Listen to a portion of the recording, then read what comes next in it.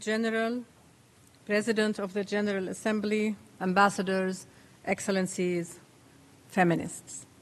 I will begin on this International Women's Day with a moment of reflection for all the women and girls killed in wars and conflicts that are not of their making. Wars and conflicts are eroding the achievements of decades of investments in gender equality and women's empowerment. From the Middle East to Haiti, Sudan, Myanmar, the Sahel, Ukraine, Afghanistan, and elsewhere in the world, women pay the biggest price of conflicts. Conflict is inherently violent, but for women and girls, ever more so, including in sexual and gender-based ways. This is intolerable.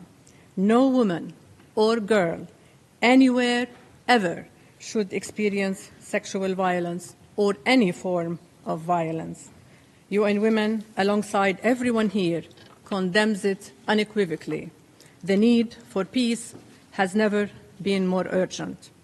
We salute women everywhere who strive to build peace every day, who are human rights activists, who are human rights defenders, who lead and fight for change. This year's International Women's Day sees a world hobbled by confrontation, fragmentation, fear, and most of all, inequality. Persistent poverty gaps continue to exist worldwide, and women bear an increasingly heavy burden. 1 in every 10 women in the world lives in extreme poverty. Poverty has a female face.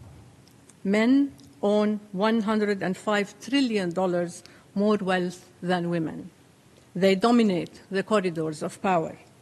And the pushback against gender equality is well-resourced and powerful, fueled by anti-gender movements, de-democratization, restricted civic space, a breakdown of trust between people and state, and regressive policies and legislations. We all feel this pushback acutely. Our values and principles have never been as challenged as they are today. I thank all of you for lending your energies to this struggle, to the cause of women's rights and gender equality. And I thank you all for joining us in pushing forward against the pushback. Excellencies, fellow feminists, this year's International Women's Day calls us all to invest in women and girls and to accelerate progress. It is only by investing in women and girls that we will meet the challenges we face, be they economic, conflict, or climate-related.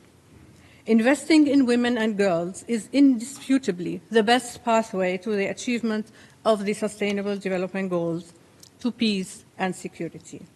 When more women are economically empowered, economies grow. When women are equally represented in government, governance thrives. Where women are free to live their lives without the perpetual threat of violence, families flourish and businesses benefit. Where women have a bigger say in peace processes, peace is found sooner and is more durable. But in spite of these clear facts, we continue to stubbornly invest in weapons more than we invest in women and girls.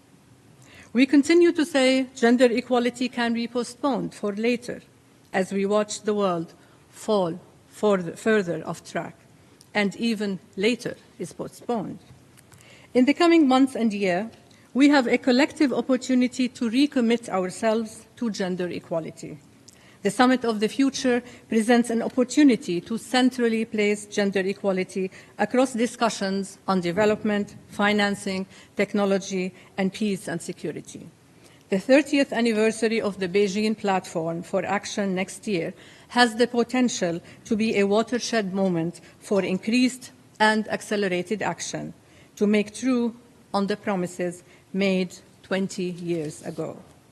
I welcome the Secretary General's announcement of the Gender Equality Acceleration Plan.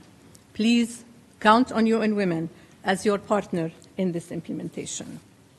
Excellencies, dear friends, the International Women's Day this year has a call, and this call is clear and compelling. For every woman and girl, we ask that we finally make the best investment we can, financing gender equality and unlocking its dividends for all. More than 100 million women and girls could be lifted out of poverty if governments prioritized education, healthcare, fair and equal wages, and expanded social benefits. We know that when women raise their voices, it is for equality, for their rights and the rights of others, for peace and justice for all. They fight to leave a better world behind them for all the people and for our shared planet.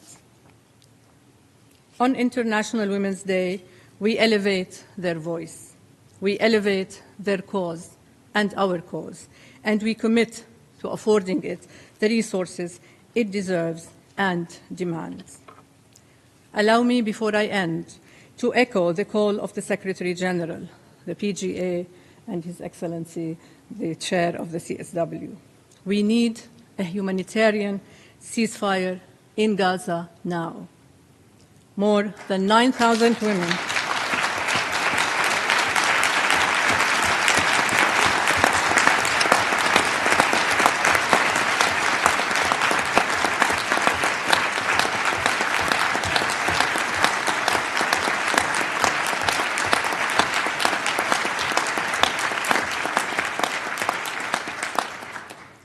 More than 9,000 women have been killed in Gaza, and this must stop. We cannot return to a path to peace without justice for all survivors of this conflict. And I say all survivors of this conflict, and without an end to the indiscriminate violence in Gaza. Excellencies, I began my remarks today with a moment of reflection. I end my remarks with a call for all of us to be the light that brings hope and that accelerates progress towards an equal, sustainable, and peaceful future for all people, for every woman, and for every girl everywhere.